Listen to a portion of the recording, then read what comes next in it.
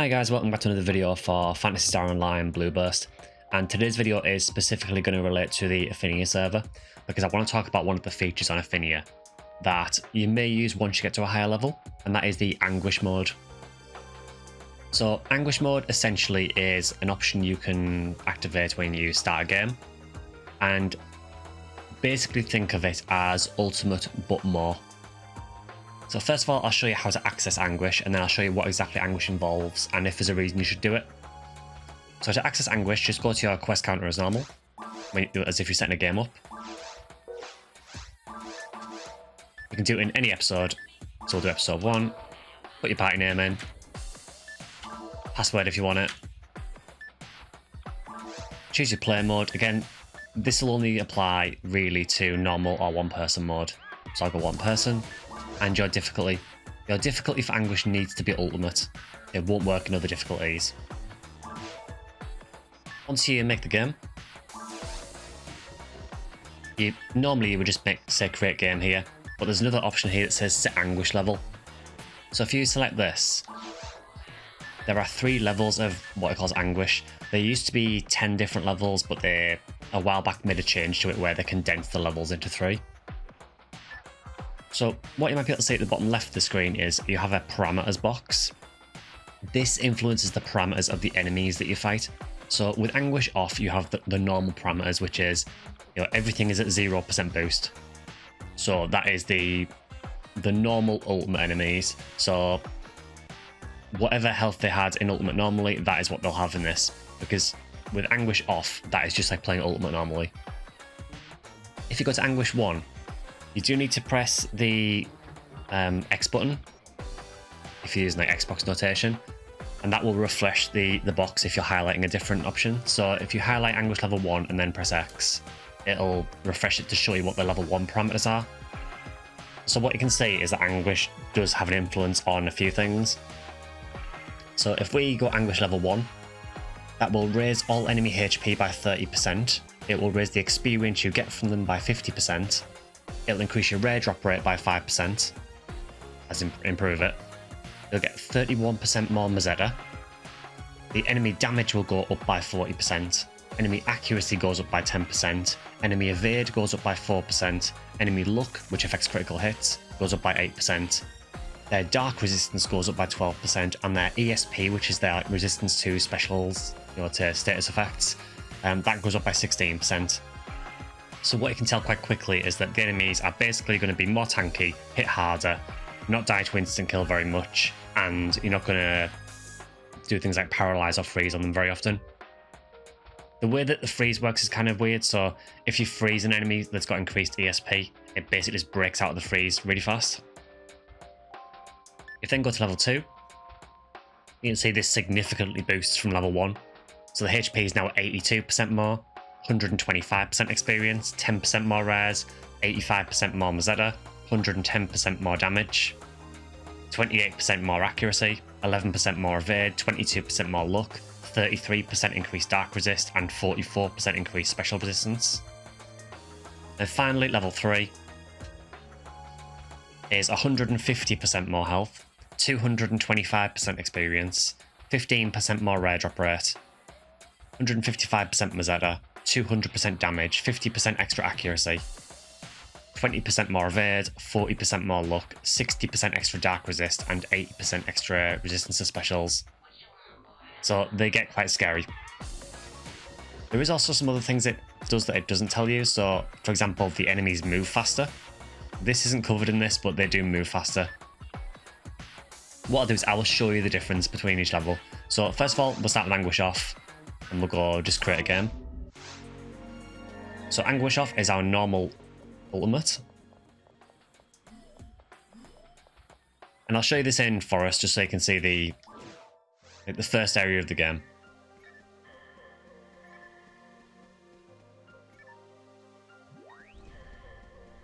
So as a reminder, this is with Anguish mode turned off. So this is like your regular ultimate. I'm merely showing this for anyone who's maybe not into ultimate yet. So we've got some battles, and you can see they're pretty quick. But you can see, I mean, this is a level 200 character, but you can see that I'm pretty much immune to them. They just really can't get through my evade very easily. I feel like I could be here for a long time and it's not really make much difference. I don't even have D-band on to increase my defense. They're just not really able to get through the evade very easily at all. So that is ultimate without Anguish turned on. So if we go back to lobby, now we'll load Anguish level 1. We'll go the same area and everything. So Anguish level 1 and create game. Now what you'll get is you'll get a scrolling banner at the top of the screen whenever you load an Anguish mode quest. And it says, attention, the monster attack strength is currently boosted by 40%. Be careful out there. So that's a good reminder because occasionally you might forget to turn Anguish off because it remembers your Anguish settings. So if I make another game now, it'll automatically be an Anguish 1 and it will scroll that banner again. So if I then want to run something that's not in Anguish mode, that's a good reminder that I need to remit the game. So now, if we go to Forest again, you may have guessed by now that the Halloween event is on at the moment, hence the Halloween music in Pioneer. So again, same area. And we've got some more battles, so this is Anguish level 1. You can see they're a little bit quicker. But you can see they do break from a guard now. And they actually do pretty reasonable damage. You see, I am still blocking them sometimes, but they are managing to get through my guard. You can also see they crit more. So that is Anguish level 1. Again, bearing in mind I'm a level 200 character. This armor I'm using is the highest defense armor that I can use on this class. So that should give you a rough idea of how much damage you deal. If you want to see how much to do with D-band on,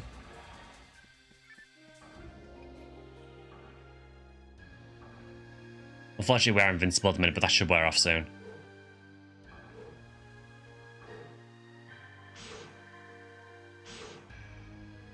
So with D-band, you can see it's a little bit of damage. It's culpable.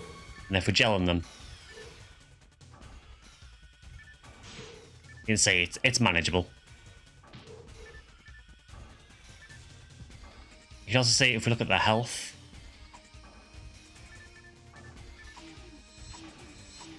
Normally I can usually 3 or 4 hit battles in regular ultimate, so that's really funny that we got a Dragon Slayer from the literally very first one.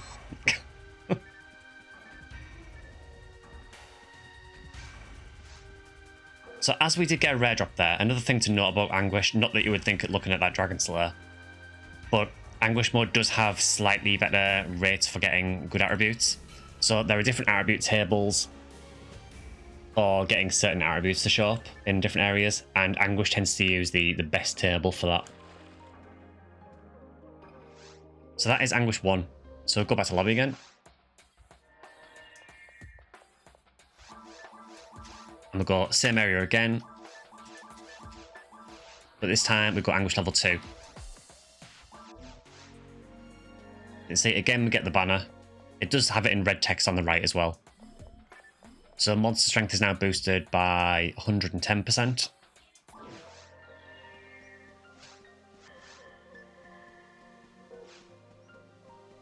So again, I'll show you it without D-band. Again, we've got the same enemies. You can see they are now significantly quicker.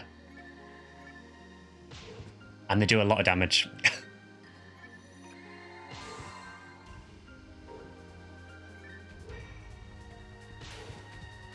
Yeah, so they're now not messing around.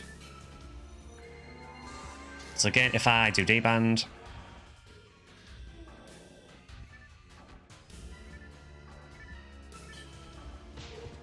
see, they're still knocking me down. So D-band almost feels like it's making no difference. They have a lot of attack power now. And if you look at how much health they've got. So I did a full combo there and it did about 20 to 30%. You can see this is significantly harder.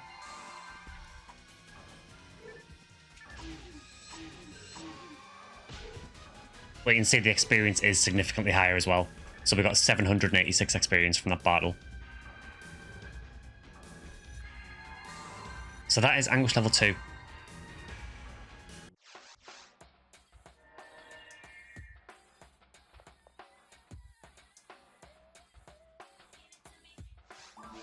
So now finally let's do Anguish 3.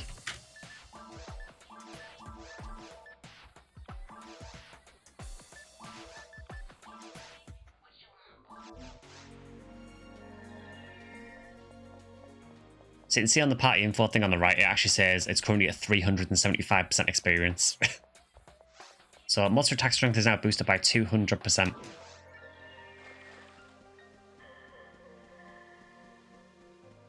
Now bear in mind, this is Ultimate Forest, which is the easiest area in Ultimate. So again, we've got these battles. I can see they are now pretty fast.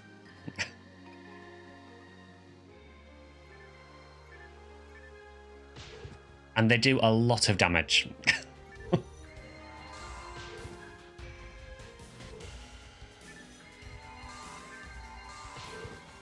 I like to point out that's not a crit either. If they crit, they might one-shot me. So again, let's do D-Band.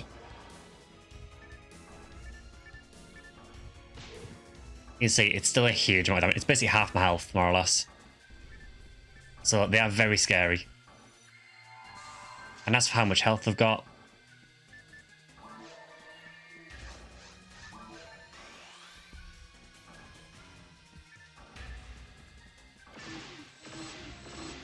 So that was a mech gun combo with a lot of crits, and I still didn't kill it.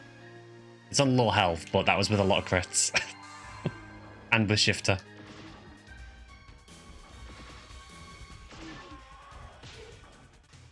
Yeah, they are pretty scary. Again, and just a reminder, that is Forest. That is literally the first area of Ultimate.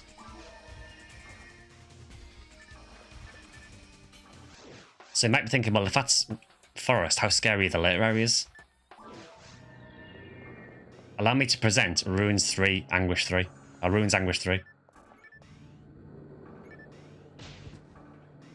With D-Band, by the way. That is Anguish 3 in Ruins. So you might be thinking now, well, why would you ever want to do this? Why would you just want to make the game harder? First of all, some people might just want the challenge. Which is fair. The main reason people would run Anguish, really, is mainly for those drops for the attribute tables. So if you're looking for a good common weapon with hit, for example, if you're looking for a caliber, for example, to make a good dark flow, you want to get a caliber that's got a really, really high hit percentage. The easiest way to do that is to farm on Anguish mode. Now, whether you do Anguish 3, I don't know if that's necessarily worth it. You do get boost on Anguish 1 and 2 as well, so I would just say try them out and just see which one you find comfortable to do. You want it to be a fairly quick reset as well if you are doing that. I know for calibers in particular, people tend to run Skyly Endless Nightmare 4 with Anguish mode, because the first few rooms in that quest are just claws. Claws drop weapon boxes and are one of the easier enemies in the game. So they're really, really good for just farming good high attribute calibers. So basically, if you're looking for something that's got really high attributes, particularly hit percentage, there can be a benefit to running Anguish mode. I honestly typically don't run Anguish that often. The main reason for that is because I don't really have any need to run for high attribute normal weapons at the minute. So I don't tend to bother with it. But there are definite advantages to doing it. For example, if you're wanting to go with, for example, a relatively easy to get special weapon like a MA60 Vice or a VIA, if you want to get one of those with really high attributes, maybe you get more likely to get one from Anguish mode. But it's kind of a... The issue with Anguish mode really is it worth doing for how long the enemies take to kill? Obviously with Anguish 3, the enemies have a lot more health, they do a lot more damage, so you're going to probably be healing a lot more. Things like freeze traps and so on just don't last very long at all. And you have to kind of weigh that up. Is it worth the extra effort for the chance of those better attributes? I think some people will typically just run Anguish 1 or Anguish 2. I think if I was doing it, I'd probably go for Anguish 1 or 2 myself, because they still give an increased rate. And honestly, Anguish 1 barely feels any harder than regular play for the most part. So I would probably go with Anguish 1 myself, but other people might disagree and go for Anguish 2 or 3. But that is essentially what Anguish mode is. Just a note, you can do it for pretty much any quest in the game. So because you turn it on before you actually make the game, if you run a quest while you're in this Anguish game, that quest will also have Anguish mode on. So, for example, if I load, say, maximum attack, you can see we get the banner again.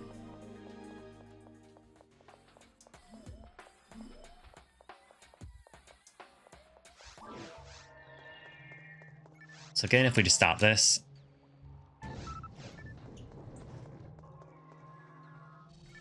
you can see the enemies are really fast and do tons of damage. So the Anguish carries over. So just be aware of that. So if you do want to reset back to regular gameplay and turn Anguish mode off, you will have to leave the game. Again, for that, I would recommend just setting a shortcut to have /lobby so you can do it really quickly. And then to turn Anguish mode off, again, just go to the counter, make a game, and just go set Anguish level and go back to off again.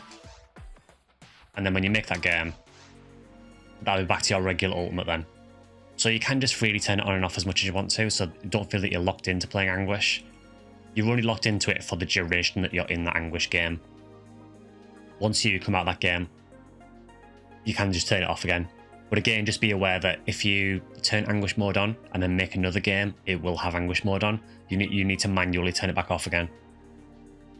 So that is a very, very brief overview of what Anguish mode is. Again, whether it's worth doing depends on what you're looking for. I think if you are looking for those high attribute and high hit percentage regular weapons, maybe it's worth doing. For the most part, I don't tend to bother with it. Unless I know it's a quest I can run through quite quickly, then I might turn Anguish mode 1 on, just for the added increased rare drop rate and added, attributes. It doesn't necessarily mean that you're going to get good attributes, you will still get really bad ones as well, but it does have a slightly increased rate. And I think because Anguish 1 is only a little bit more difficult than regular gameplay, I think particularly once you're at high level, you can kind of get away with running Anguish 1 for the most part. But yeah, that's going to be a very quick overview of Anguish mode in Ephinea. If you do have any questions or anything about it, please leave them in the comments below. This will be the last video that will go live for a little bit because as this video will go live to non-members, I will currently be away on vacation. So I will get back from vacation on about the 15th of November. The next stream after that, once I get back, will be about 19th of November. So there is going to be a couple of weeks of no streams, and videos will take a brief pause as well, just until I get back. So the next, next stream will be about the 19th of November. And then once I'm back, then we'll go back to the more regular schedule again. Yeah, whatever you're doing, I hope you have a fantastic week, and I'll see you guys in the next video and see you once I'm back from vacation.